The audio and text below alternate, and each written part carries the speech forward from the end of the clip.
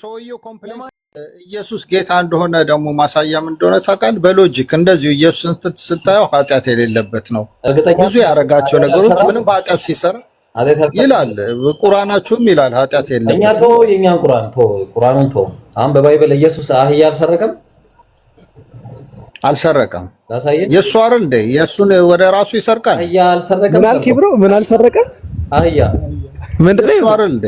አህያ እሺ አህያ አልሰረቀም። ሰርቋል። ኖ ይሄ ዝም ብሎ ነው ማለት አንተም የምታምን ከሆነ በኢየሱስ ጥሩ አይደለም ማለት ወላሂ ነው። አልሰረቀም። ፍቱና አምጡልኝ። ሰውየው ኮምፕሌን ካላረገ ሰውየው ራሱ ተከታዩ አህያው አስፈቅዷል ሲወስድ ተከታዩ እኮ ነው የሱ ነው እኮ እነዛ ሰዎች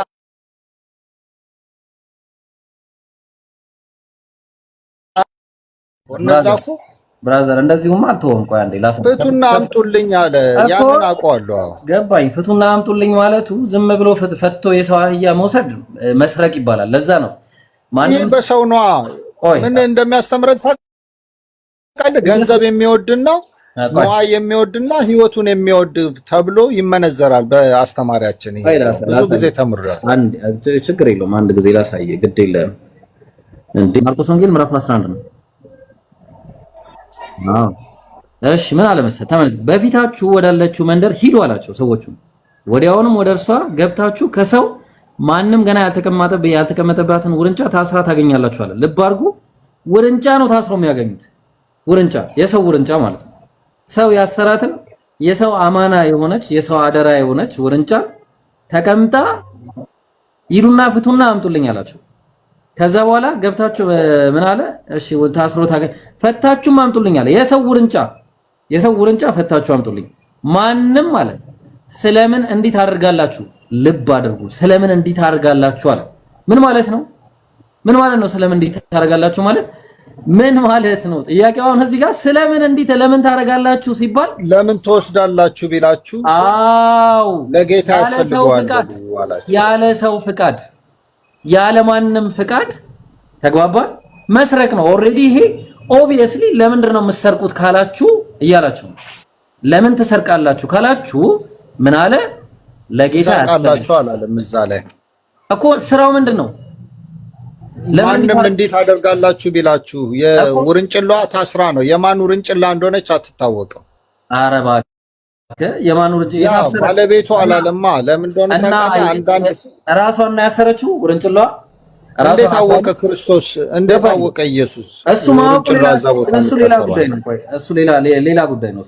አሁን ውርንጭላዋ ራሷን ያሰረችው ኖ ራሱም በመንፈስ የተዘጋጀችው ውርንጭላ ልትሆን ትችላለች። አይደለም ለጌ ቆይ የሚመለስ እኮ ነው። ይቃ ብራዘር እዚህ ጋር አይተዋል። ጥቅሱን የሚመለስ እቃ ነው። ምን አለ? አንድ ቦታው ላይ ማንም ስለምን እንዲህ ታደርጋላችሁ ቢላችሁ አለ ለጌታ ያስፈልገዋል በሉት፣ ወዲያውኑም ደግሞ ወደዚህ ይሰደዋል አላቸው አለ። ከዛ በኋላ ሄዱ፣ ውርንጫውን ይመልሱታል። በነገራችን ላይ ወደዚህ ይሰደዋል፣ መልሶም ያመጣዋል፣ ወደ ነበረበት ቦታ ይመልሰዋል እያለ ነው። ከዛ በኋላ አንድ የወረድል እንትን በልልኝ፣ ከፍ አድርግልኝ። ሄዱም ውርንጫውንም በመንገድ መተላለፊያ በደጅ ውጭ ታስራ አገኟት። ከዛ ፈቱትም ማለት በዚያም ከቆሙት አንዳንዶቹ ውርንጫዋን የምትፈቱት ምን ልታደርጉት ነው አላቸው። ለምን ጠየቋቸው? ለምን የሰው ስለሆነ ማለት ነው። ከዛ እነሱም ኢየሱስ እንዳዘዘን አሏቸው፣ ተዋቸው ማለት። ውርንጫውም ወደ ኢየሱስ አመጡት፣ ልብሳቸውንም በላዩ ላይ ጣሉ፣ ተቀመጠባትም። የትኛው ላይ እንደተቀመጠ አናውቅም ሲጀመር። እሺ አሁን ጥያቄው ኢየሱስ ሲወሰድ አስፈቅዷል ወይስ አላስፈቀደም? የራሱ እኮ ነው። እሱ አይደል የፈጠራት እንዴ? ማንን ያስፈቅዳል? አስፈቅዷል ወይስ አላስፈቀደም? አንተ ዝም በል። ማን አሉ? ኢየሱስ አስፈቅዷል ወይስ አላስፈቀደም? ነው ማስፈቀድም የለበትም። ኢብራሂም አልጠየቅኩም ነው። የራሱ ነው። ችግር የለውም። አስፈቅዷል ወይስ አላስፈቀደም? ለማንም ያስፈቅደው ለባለቤቱ ሂዱና አምጡ እኮ ነው ያለው እኮ። እንደራሱ ዕቃ ነው እኮ ሄዳችሁ ፈታችሁ አምጡ ብሎ ያዘዘው እንጂ የራሱ ዕቃ ያልሆነ እንደራሱ ጋሽ ቶሎሳ ቤት ሄዳችሁ ተውሳችሁ አምጡ አላለም። እንደሰው እንደ አምላክኛ ነው ያዘዘው። የራሱ ያልሆነውን ዕቃ ሂዱና አምጡልኝ አለ።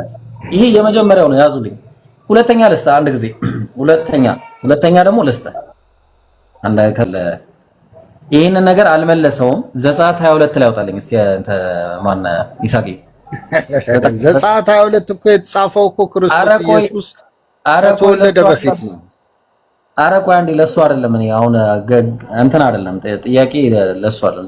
ዘጸአት 22 ቁጥር 3 ላይ ምን ይላል መሰለ? ፀሐይ ግን ከወጣችበት የደም ዕዳ አለበት አለ። ሌባው የሰረቀውን ይመልስ፣ የሚከፍለውንም ቢያጣ ስለሰረቀው ይሽጥ አለ። ተግባባን? የሰረቀውም ደና ሆኖ በእጁ ቢገኝ በሬ ወይም አህያ ወይም በግ ቢሆን አለ የሰረቀውን ያህል 2 እጥፍ ይክፈል አለ። ኢየሱስ የቱ ጋር ነው ይሄን የሰረቀውን አህያ የመለሰው? የቱ ጋር ነው የመለሰው? ኢየሱስ እኮ ወንድሜ መልሷል ነው እንደዚህ የሚሰርቅ አምላክ አይደለም። መልሷል አልመለሰም? ይሄንን አህያ አልተጻፈም እንጂ ያው ይመልሳሉ። አይበላው ስለዚህ ካልመለሰው ምንድነው የሚሆነው? አንደኛ ቁጥር 4 ላይ የሰረቀውም ደህና ሆኖ በእጁ ይገኝ። እንግዲህ ደህና ሆኖ በእጁ ምናልባት ላናገኘው እንችላለን። ወይም ኢየሱስ ጌታ እንደሆነ ደግሞ